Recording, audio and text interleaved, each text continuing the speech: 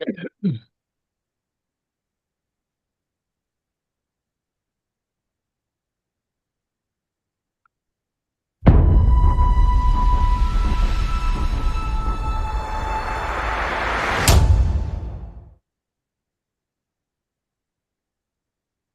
afternoon, and welcome to today's edition of Black Health Trust. We're so happy that you chose to spend some time with us on this Father's Day. And we are going to have another one of our stimulating conversations. And with that, I'm going to turn it over to our founder, Dr. Randall Maxey. Good afternoon, Dr. Barbara Davis-Stevens, Dr.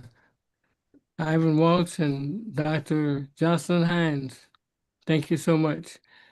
We have what I think will be an interesting topic today, but first I want to give honor and give remembrance to a friend of Los Angeles. We had news of the passing of Reverend Joseph Hardwick today, who, at least on the West Coast, is a very prominent gentleman, one of the founders of the National Baptist Convention, one of the vice presidents and the president of the California Baptist Convention. And he's been a longtime friend and confidant to me, and I have blessings on his family, his wife, and children, and he will be missed. So I want to talk a bit about the Middle Passage. And if you show my slides, Simon, I'd appreciate it. We've been on a tear for the recent few months talking about nutrition and good health, healthy eating. And we've also talked a bit about the vulnerability of the population of people of color to what's going on in the United States with health policy. And I wanted to make some of this more real and look at some of the scientific basis of what's going on, as well as something hopeful, what we have coming up for the future. So let's go to the first slide, if you would, Simon. So the Middle Passage is actually what happened when slaves were sent across the Atlantic Ocean, and they were in the bottom of ships, and they experienced extreme physiological stress. And as it turns out, many of them weren't able to drink water. They didn't have food. They had to sleep in their own waste materials. And so for those who lived and were deposited on the shores of what is now the United States and in the Caribbean, the selection that happened of those who lived tended to have traits like sodium retention and high cortisol. Cortisol happens to be a stress hormone. And these adaptations that happen may now contribute to high blood pressure, kidney disease, and cardiovascular risk. These are what we call epigenetic changes, and these can persist across generations. And specifically, epigenetic changes don't necessarily change DNA, but they change many of the characteristics and physiology of the human body. Next slide. So one of the main things that we have experienced is that there is something called APOL1, and there are two forms or two alleles of that. One is G1 and G2, and that is linked to a 3 times higher end-stage kidney disease that happens in blacks, or those that have a history of coming from essentially West Africa, Nigeria in particular, and especially those who come from descendants of the Yoruba tribe there. And also, we notice that there are inflammatory and fibrotic pathways that happen to destroy organs. And there's something called a trans growth factor. There's oxidative stress, and these are things that can cause scarring in sensitive tissues. Oxidative stress is wherein the body has an imbalance between uh, things that have to do with extra electrons in molecules. We'll talk about that. And radicals, oxidative radicals that have free radicals. And these can be damaging to tissue. And some of this is associated with nutrition or lack thereof. There also, in the kidney, there's something called the tubules, and we don't want those to get scars. But sometimes if we have cortisol excess or stress excess, that can actually physically affect that part of the kidney that has to do with filtration and making of urine. Next slide.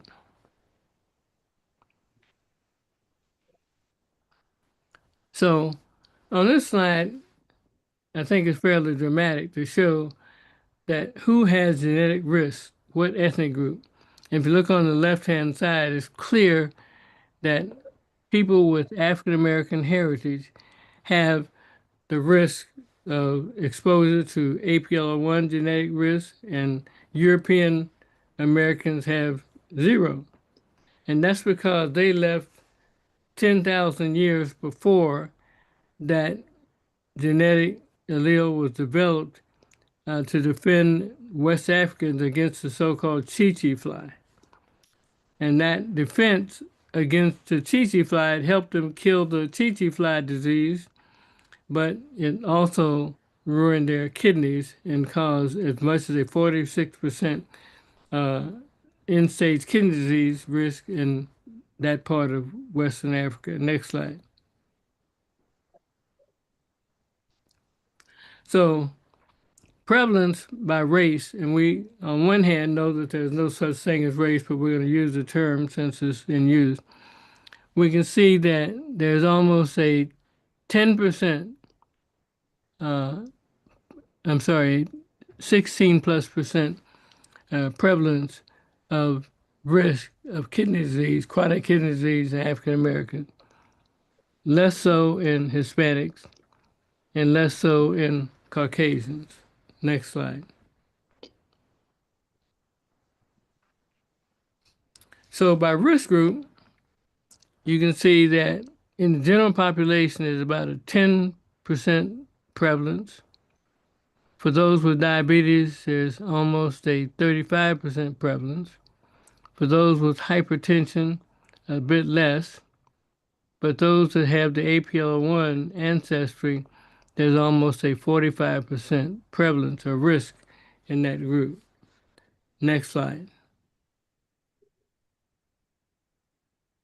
So public health policy can have a big impact because if you don't have the resources and the access, we know that they're trying to cut out Medicaid, maybe even Medicare, and many of the things that will allow people to get care. So we know that chronic kidney disease approximately affects 10% of the global population. There's a rising burden of this disease with aging, with the rising amounts of diabetes and hypertension that occur. We know that early detection can help save more than 400,000 dialysis lives over the next 25 years.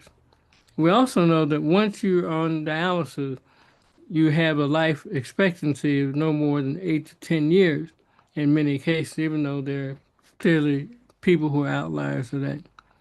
We know that there's a disproportionate burden among those of African descent, especially due to the APOL1 variant. We know that African Americans, even though they make up something like 13% of the U.S. population, but almost 30% of those with end-stage kidney disease. Next slide. So salt sensitivity is very interesting, and we can see that African Americans on the left have a higher percentage of those of sensitivity to salt than do whites. I have a student And I was telling her that uh, there's a physics law called the law of Laplace. That the simplest way to explain it, if you put your finger over your thumb over the tip of a hose when you're spraying your grass in your backyard like Dr. Walks does, you can make that spray go further. That increases the pressure. Similarly, if you're salt sensitive, your blood vessels become waterlogged, and that makes the lumen smaller, like squeezing with your thumb, and that makes your pressure go up. So that is actually what salt sensitivity is. So we can eat less salt and get more hypertension than do Caucasians. Next slide. So we know that there's a difference in cortisol response. The cortisol gets released by the adrenal glands if there's a lot of stress. And you can see in this slide, the bottom line being Caucasians. And you can see that going from left to right, there's a baseline, there's mild stress and high stress. And we see that there's not only more release of cortisol in response to increasing stress, but much more than for Caucasians. So we can see that stress does affect African Americans more than it does non-African Americans. Next slide. So on the good side, you know, previously I would have told you that there's no cure for kidney disease except dialysis or transplant. But we now know that there are certain things that give us a better outlook on what's going on. So there's some novel biomarkers and diagnostics that can help. So AKI is acute kidney injury. And that happens many times if you get congestive heart failure in the hospital, if you have surgery, if your blood pressure drops too low, or if you take certain antibiotics like gentamicin, or if you have certain scans, CAT scans and MRI scans where they may give you contrast, they can damage your kidney. And what's able to happen with the first one, the NGAI, that's a neutrophil gelatinase, they can pick up early kidney failure, early kidney issues. They can mitigate, and you can mitigate them so that they don't end up on dialysis or having a death. Because what happens with acute kidney injury is a higher death rate. But if we can mitigate that, we can stop that from happening. There's also a number of other things that happen that you can measure now at the bedside, just with a sample of urine. You can predict these things with essentially a dipstick. So we can't just depend now on traditional creatinine and albumin in the urine, but we actually have specific markers that can be very helpful. Next slide. So there's something called the SGLT2 inhibitors. Many people have heard of dapagliflozin, which is called Farxiga, and we know that that can slow the kidney disease progression in diabetics and some others. There's another drug called Corindia, which is phenytoin, which is a methylcortisol receptor antagonist. And this can reduce the protein being lost to your kidney. We tend to use both these drugs together when the amount of protein in the urine is greater than 30%. So, but also, this reduces the amount of cardiovascular disease, strokes, and heart attacks as well. There are some people who have an abnormal liver, and that produces something called oxalate and can cause kidney damage. And now, many people know that when you have chronic kidney disease or end-stage kidney disease, you get anemia. And they have new drugs out now that you can take orally, such as the roxadustat, and you can take that 3 times a week, and that will stimulate the production of more erythropoietin, which is normally produced by the kidney, and help cure the anemia of kidney disease. And we know that anemia itself can lead to strokes and heart attacks as well. Next slide. Oh, and the last part, we are able to do gene editing, and that can alleviate certain conditions. So this is a slide that to me is most important. there's a project at the University of San Francisco that's very exciting. They've created a bio-artificial kidney. Now, a kidney to me is the most complicated organ in the body beside the brain. And I tell Dr. Williams all the time that they took the very smartest cardiologists and made them nephrologists. So we're a little bit ahead of them on that. But they've been able to combine living cells, stem cells, and put them in a silicon nanopore uh, device, and they can actually get up to 30% of normal renal function with this. It's implantable. It doesn't have to come out. You don't have to go to dialysis anymore. And right now, it gets about 30% of the normal renal function. Hopefully, in the next few years, it'll get more than that. There's also a wearable dialysis machine developed right here at Cedars-Sinai in Los Angeles, where you can actually wear a small dialysis device, and that's expected to be perfected by about 2030. So this can reduce the dependency on in-center dialysis, which people go to 3 or 4 times a week. Next slide. So everybody talks about precision medicine and personalized medicine. And one of the first articles was written on this by myself and a friend of mine who's an endocrinologist in Harlem. But we didn't know how far this was going to go. But we know that there's predictive artificial intelligence now, and we can do early identification of CKD and renal failure and predict what trends that will take and mitigate against those, and develop a strategy for that particular person specific to what's going on in their body. Next slide. So, in terms of intervention, we know that one of the treatments for high blood pressure, a lot of people just don't take their medicines or don't like the side effects of some of them, or just are not compliant. And we're now able to go back to an old therapy that was started back when I was an intern of denervating the kidneys, taking and cutting the nerves to go to the kidney. And this may allow you to not have to take high blood pressure medicine in certain cases, but it has to be individualized. There are also the combination therapies of the SGLT2 drugs, the ACE inhibitors, and number one, we know that many times if you take more medicines, you can take less of them, and it makes you be below the side effect profile. We know that in some of these, you get more than a 50% reduction in protein, which is a sign of kidney damage, by taking these medications. Next slide.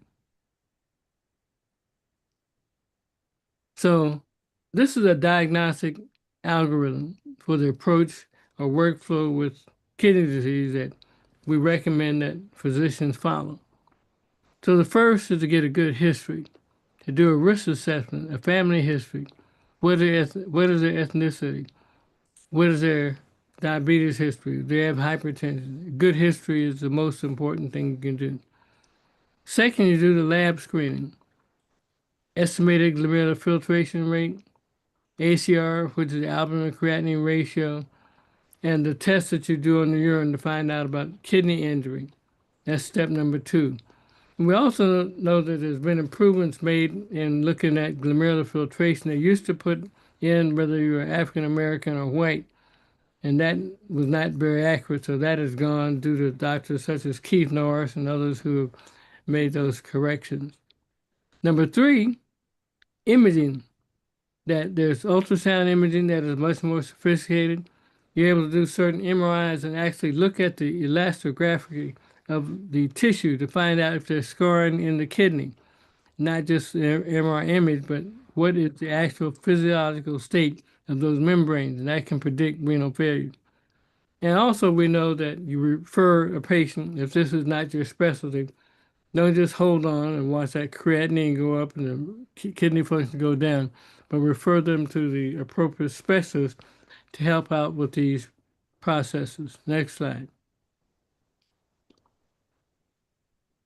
So there are some gene therapies that are available that can reduce urinary oxalate. And oxalate is something that can happen There's used to be a board question to pick up if you have oxalate, what's it from? To somebody who drank antifreeze, and antifreeze is mostly alcohol, and it can, but there's an abnormal liver function that can do the same thing and destroy your kidneys. Is not reversible. Second, there's also the prediction that EHRs can make with AI, and some of these are 96% accurate. And we also know that the urine tests we talked about before can allow you to mitigate the effects of acute kidney injury. Next slide. So what are some of the future directions? We know that universal screening programs are very important, and this can be done out in churches. We need to expand access to wearable or implantable kidneys, or implantable dialysis machine. And we know that we want to integrate artificial intelligence and cloud systems in outpatient nephrology care. Next slide. So there are limitations. There's a lot of costs in some of these things. We think as the more they're developed, the cost will come down. Right now, one of those little machines is about $30,000, but overall it would go down in price. We know that there are regulatory hurdles, and we know that we don't have the correct HHS staff in place with our current secretary, but this too will pass.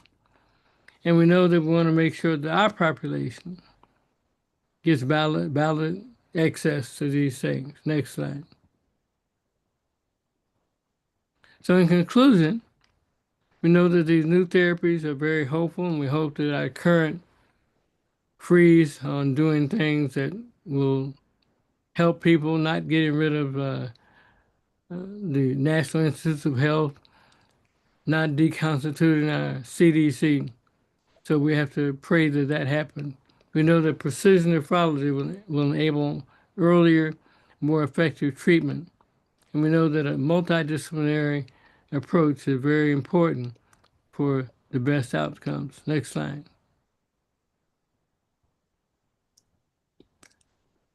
So, in conclusion, we know new therapies are there, and this can transform kidney care, renal care. We know that precision nephrology is here, and we're advancing that, and a multidisciplinary approach is very necessary. Thank you so much. I'll open the floor, Dr. Neighbor-Stephens, to comments or questions.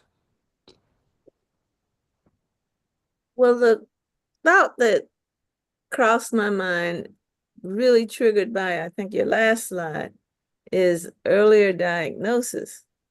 Well, that is a problem with everything. Earlier diagnosis. So don't think I'm being crazy, but we already screen for a lot of things in newborn screening. I've often thought that we needed to ultimately screen for a whole lot more things in that newborn screening. The genes are there. There are no signs of any of the problems yet, but at least you know early on what to be looking for and what you need to do to prevent severe expression of whatever the genetic entity is. People really don't like neonatal screenings. They have all kinds of issues with it. It's an invasion of privacy. It's going to be used to discriminate against the individual in getting insurance. But if they come down with some of these diseases, they're going to be discriminated against getting insurance too. They So, might be allowed to get insurance. well, I think it's against the law to now do that, but there's still ways to make it really difficult and real expensive. So, as time goes on and we have all of these new opportunities for early diagnosis and intervention, I think we're going to have to shake off some of our prior inhibitions and look at some prospective ways of identifying entities that we need to be Oh, the other biggie that they throw out is there's no cure for whatever this is that's been discovered on the neonatal screening. So why identify it if you can't cure it? Well, I guess there are two ways of looking at that glass half full, glass half empty. But if you want to maximize a person's uh, potential, information is power. So that's not a question, but it is a comment on some of the things that you were discussing so eloquently in your presentation. Well, thank you. But one of the things I will say to your statement that just a few years ago, I would have told you that nobody can duplicate what a kidney can do. That's not true anymore. In just a few short years, they have developed the ability to grow a new nephron, a new kidney, which is one of the most complicated organs in the body. So, what may be thought of as incurable today may not be in 5 years or 10 years. So, it's something to look forward to that science is really making great strides. Anyway, uh, Dr. Ivan Walks. Yeah, Dr. Maxey, thank you for really digging into some of the not just the problems. I hate celebrating the problem.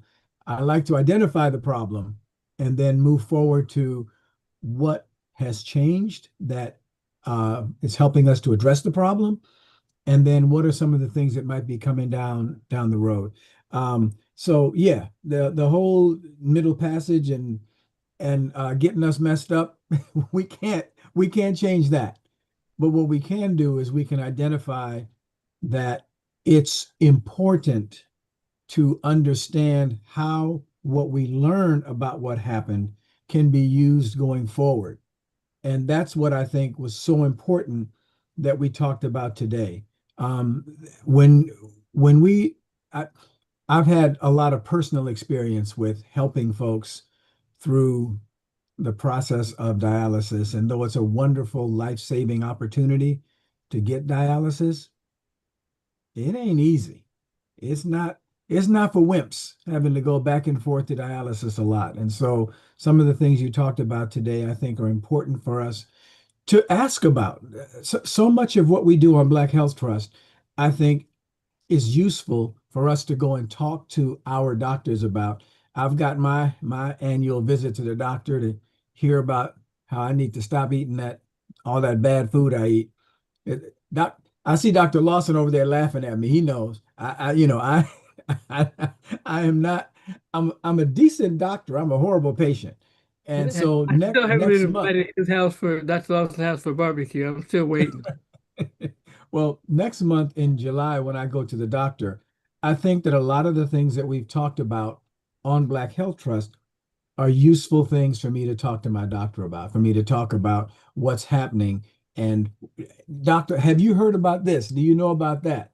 So I I appreciate us digging into where we are and where we could go, because it makes a huge difference with the conversations each of us. You talked about precision and personalized medicine. Huge difference if we can go to our doctor with some, hey, what about, or I thought about, or I heard about. It's useful. So thank you.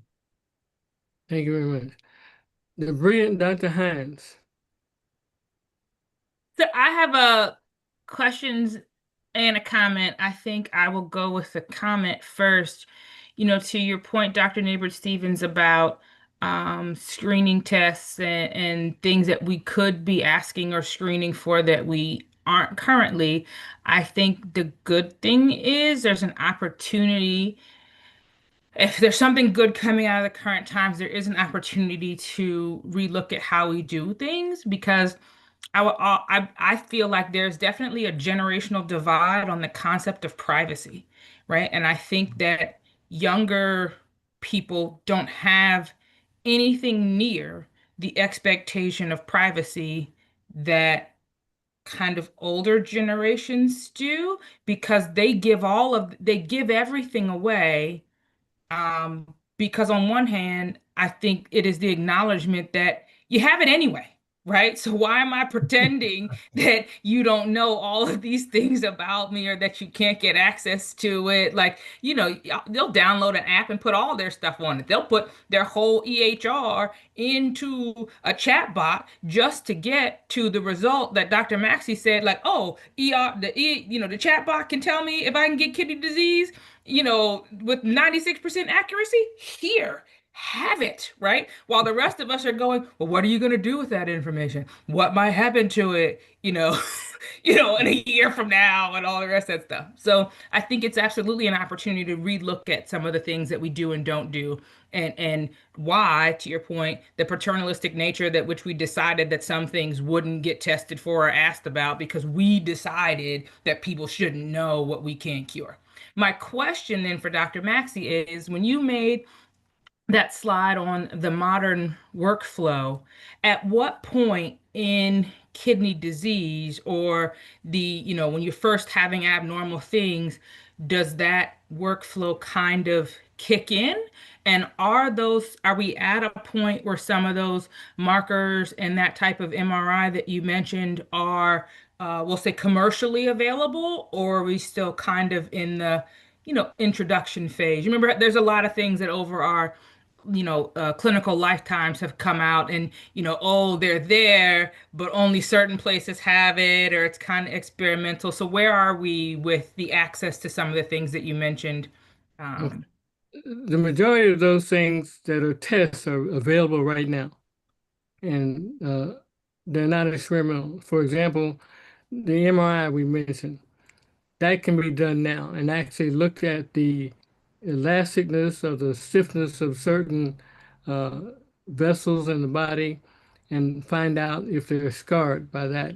We also heard, like a few weeks ago with Dr. Stone, dealing with how to really diagnose uh, prostate cancer, that the best way to diagnose that instead of the biopsy is actually the MRI of that prostate gland. So these things are available right now, and they actually look at the individual tissues and that you can look at.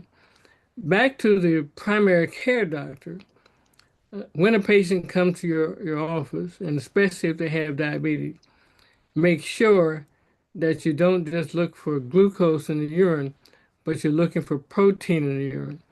And if that protein is greater than 30 milligrams percent, that's something we can do something about, because the protein means that there's a leakage in the glomerulus at the level of the basement membrane, and that means there are holes, so to speak. I'm being colloquial with that there, and they need to be stopped because that can lead to further degrees of kidney disease. So that's the first thing at that level. We're also saying for the primary care doctor to make sure if that person has proteinuria of any type, they should be evaluated by a nephrologist or a kidney specialist or some of these matters. In the hospital, if a patient has surgery, has a drop in blood pressure, has shock, you're using certain nephrotoxic agents, you're getting renal scans with not scans, but MRIs and CT scans that use contrast media. You want to look at that person for early acute kidney injury because you can mitigate what happens to that patient because they're more likely to die or end up on dialysis once you cause that damage. And you mitigate that sometimes with some types of osmotic diuretics and whatnot. So these are all tools available now. The things that are still experimental are the implantable bioartificial kidneys. Those are not here yet. I mean, they're here, but they're not for commercial use yet. So that's what we're still hoping for. But the diagnostic techniques are full scale and ready right now. Why don't we open the floor and see if there are any other comments or questions, or we'll just There's a say- question in the chat. Dr. Gibson said, so how is it that EGFR calculation has, quote, gone away? Well, it hasn't gone away. I'll let you speak to that. So it's gone away with most major labs. I still get occasional laboratories from some in-office labs that people have or small labs where they have inaccurate calculations to separate African Americans from Caucasian Americans. So that one of the people that worked on that was Dr. Norris at UCLA and some others. This was actually discovered initially and led by a medical student, a black female medical student who led that. And what it was doing is it didn't allow black people to get early, easy kidney transplants, get funding for dialysis and things like that. So it's still there on the side, but only in the smaller laboratories. So we want to make sure that for your patients, you go to a doctor who's using a major laboratory, whether it be LabCorp or Quest or major hospital, and not some rinky-dink laboratory that doesn't know how to do the appropriate test.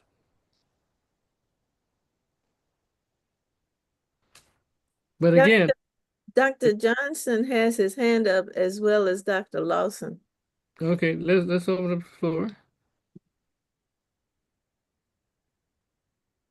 Why don't you start mediate, Dr. Neighbor Stevens? Well, I'll just go quickly. Again, you bring up points as to why this show exists, and as you've noted, as well as on why the criticism of DEI is a major problem. And that is when we look at this kind of data, we have to have people that are educated and knowledgeable about racial and ethnic issues. In my own field, I just decade ago, the big being able to screen, should we screen people for IQ testing and so forth. And it was always confounded by the fact that folks brought with them all their misconceptions and so forth. Um, the other point that Dr. Walks noted very clearly is that, well, the good news is that you guys can do something about it. We now have a number of interesting screening tests for things like Alzheimer's, Huntington's, and other wards where you can't really do anything about it. And should people even get these tests? And this is very, very useful to be able to do something. And then the most important part is that most of us are busy as hell. And people who are working in our communities simply do not have time to keep up with the literature like they used to. How do you get that information out to folks in the community, the primary care docs who have 30 minutes to see the patient, tests from a lab that had not been checked in 20 years? How do you get the useful information so they get positive and quality care?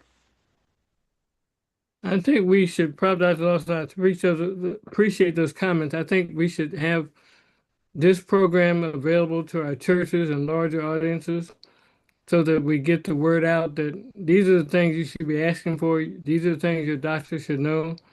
We should probably get some articles in some of the black newspapers. I know we have a newspaper out here that goes to 90% of the churches, and we need to use whatever information dissemination we can to do this. But part of this whole thing about DEI, I always want to say DUI, is a way to disserve our community. And so I think these are things that are conscious and they're trying to hurt our communities. So the more we know, the more we can protect ourselves.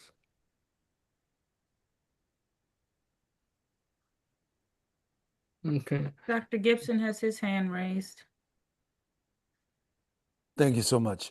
And it's quite apropos that I would pick up right where Dr. Maxey left off. The importance of distinction between the nuances, which can get down to the genetic level. Obviously, they would have to get down to that level because everything else is based on a percentage basis. Pretty similar person to person, race to race, ethnicity to ethnicity. But there's a number of exotic techniques and technologies that Dr. Maxey mentioned.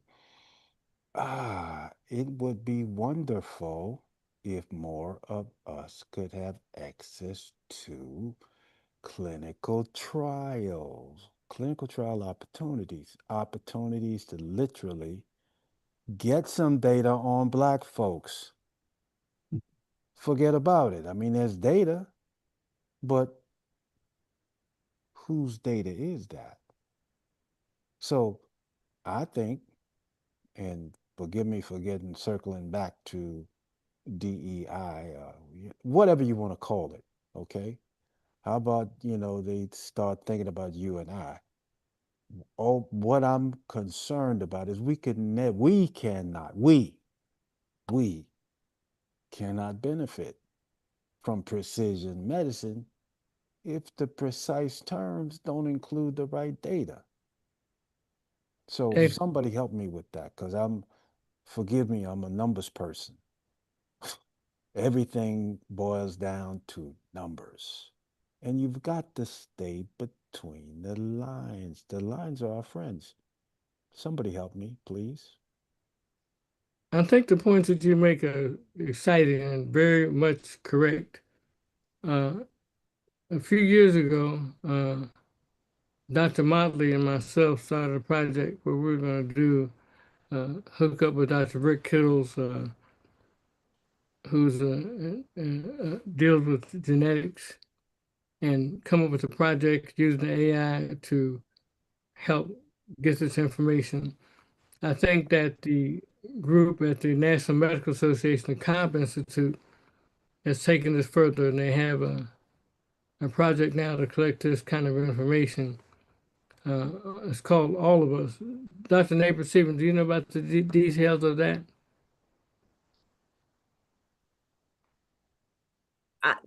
All of Us was going along very successfully, but I think the plug got pulled on that. Please don't take that to the bank and deposit it. But I think somebody told me at the colloquium that it had fallen victim to all of the stuff that is going on in health policy now. Mm. So, I'll double check that and try to have that information available next week. okay. But So, Dr. Max, I would be remiss, as a numbers person, if I didn't jump in on the integration of AI. It's wonderful, very super powerful technology. But there's there's little issue called hallucination that can be the bane of the power that AI brings to the table. So I would just offer that up as the caveat emptor, elephant in the room, if I may. Thank you, sir. thank you. Are the mics open? Any other comments, Dr. Walks? Don't see any other hands up, Dr. Maxey. To Dr. Gibson's point about AI and some of the limitations there, I was reading an article and it basically was saying, we are saying goodbye to the internet as we know it, right? Because now when you look up anything, you're kind of getting that AI summary right at the beginning, whether you asked for it or not. And to Dr. Gibson's point, not only is there a tendency for AI to hallucinate, but it's also designed to give content that it believes that the user wants. Like it's designed to be pleasing, right? And sometimes in that space, you'll get Bias. information that is nuanced. But if you don't have the prior knowledge to know that that's not exactly the whole story, it can be very tricky and sometimes misleading, which is not in any way to say that AI is bad or anything like that. It just means it's not a replacement for research, and for making sure that you check on the content that it gives you, because it gives very believable, seemingly reasonable responses that may or may not be the whole story. And it's really challenging for all of us who are internet and technology users to be able to figure out whether you're getting the whole story or not. The other thing too, AI is not great at new information, right? Because depending on when these master systems were trained, some of the stuff that Dr. Maxey is suggesting or talking about, it may not be in the AI's kind of Database. training database, right? So it might not give you the most recent and the most up-to-date standards of care and that type of thing. But again, you won't necessarily know that if you don't know. So if I just Google, what's the standard of care for kidney disease? My guess is I don't know if it's going to tell you what we just learned here. It might be where many folks are still stuck at, like throw an ACE or an ARB at it, and and do some of those other mitigating things. So it really does speak to the importance of programs like this and making sure that you are doing your due diligence with the information that you find on the internet, all of us, the providers and the patients. Okay, maybe what this brings up is maybe we should work with others to spearhead, and I think nationally of the National Medical Association and some other groups, to spearhead a way to have our own educated AI. Because right now, I can see what Dr. Hines is saying. If your AI information is biased and created by people who have systemic racism in their brain, it can lead you down the wrong pathway. And maybe we ought to have some way to have a purified look at what's going on with our people in our community we have vetted. And we can do that to a certain degree, but I don't think anybody has taken the bull by its horns. But I think we have to involve ourselves and probably have something that is specifically vetted by good meaning, well-educated, well-read Black individuals or people that we know are culturally and clinically competent. That's my thought. Dr. Lawson has his hand up. Go ahead. Just want to note that actually before AI, there was several studies showing that part of the racism and so forth is actually built within the structure of the language, technological and standard language that we have in our system. So it's not just AI's fault. It's literally the language that we use in terms of scientific discourse in the Western world that has these implied problems. You're right. In fact, you hear every day people saying it's the history of Western civilization that we're interested in protecting. And Western civilization is probably the youngest civilization there is. And we represent descendants of an old civilization that was far older and better than the current Western. So we need to look at it from our standpoint. As I said, I'm reading books by my favorite author, a guy named Wilbur Smith, who was a white gentleman born in South Africa and is fairly in sync with liking Black people and what they're about. But he sees things from a white viewpoint. And the hero of the books always have a white superstar and then a Black Tonto with him. And so Dr. Lawson is exactly right that we're seeing things through the eyes and glasses of Western European civilization and not necessarily through the long history since Lucy was found in Kenya and nowadays. I think we have to rectify that. Dr. Dr. Sherrod Dr. has his Sherrod? hand up. Oh, yeah, good afternoon. I want to just congratulate Dr. Maxey on that erudite lecture that he gave. And the conversation concerning AI is always very interesting to me because I think we have to, it has some advantages for us. It's able to organize and gather large volumes of information, but we have to do our due diligence and go through and make sure the information is accurate. So you have to kind of do that anyway with data that comes out. So I think we have to, as Dr. Hines said already, realize the advantages, but also know that garbage in is garbage out. So if you don't go back and validate the information that was put in, you know that you cannot just accept it face value. But I think the greater problem is what Dr. Maxey talked about, and that is making sure, and Dr. Lawson, that we get the ethnicity part of data gathering and reporting into the system. And his suggestion about the NMA taking on a project like that, of course, it's difficult to take on any projects now because of our lack of money. But I think that's something that we should really take seriously.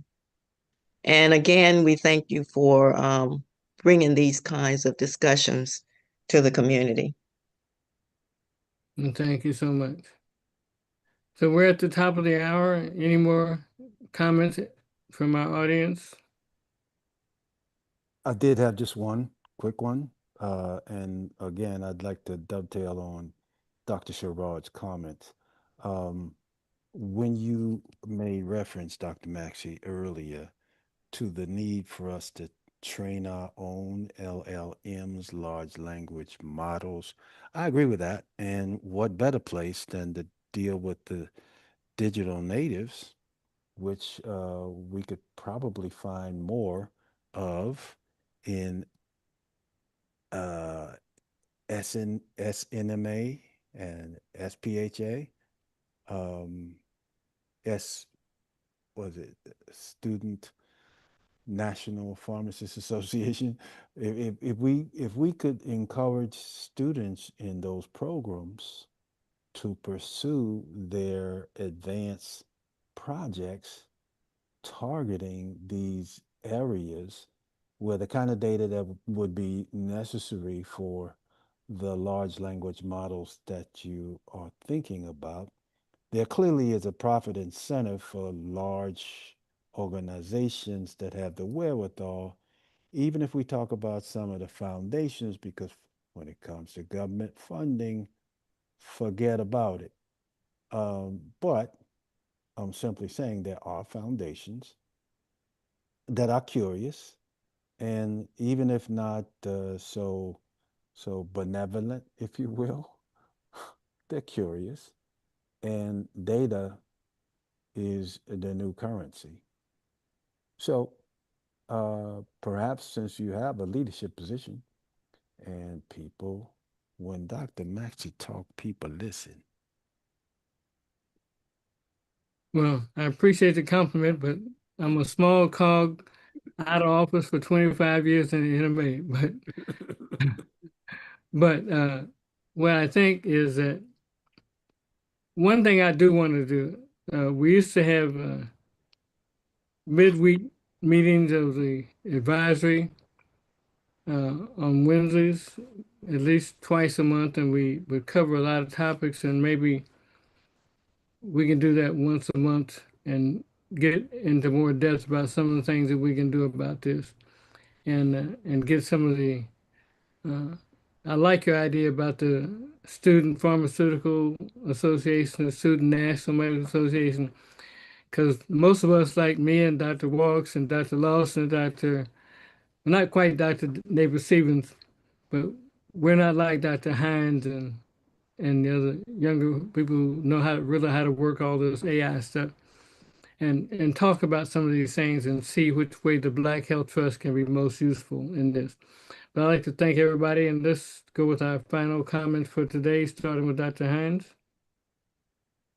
Well, thank you again, Dr. Maxey, for bringing this to our broader attention, right? So that then not only as providers, but as patients, we can know what types of things we should be looking for so that we can stay ahead of the curve, right? And be a little bit more proactive and more preventive with regard to chronic kidney disease. I will also say in the AI space, because to your point, I'm I'm a little in that space. There are correction models being used in healthcare related AI. They're being developed to kind of account for some of the social determinants of health issues that are being left out of some of the, or not accounted for well in the data. Some of the ways that race and ethnicity can impact things.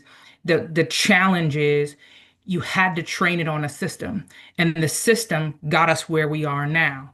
So who would be surprised, right? If the system then creates more of the same. But this work has more than just begun. It's being done, not to the degree that it should, obviously, but it is being looked into, if that gives any reassurance. Thank you, Dr. Hines. Dr. Walks. Thank you, Dr. Maxey. I'm going to take my closing comments today and move a little bit away from today's topic. I've been sad this week thinking about the news about Ananda Lewis, who was a VJ on MTV and then a television host for a long time, who passed away at the age of 52 this week from breast cancer.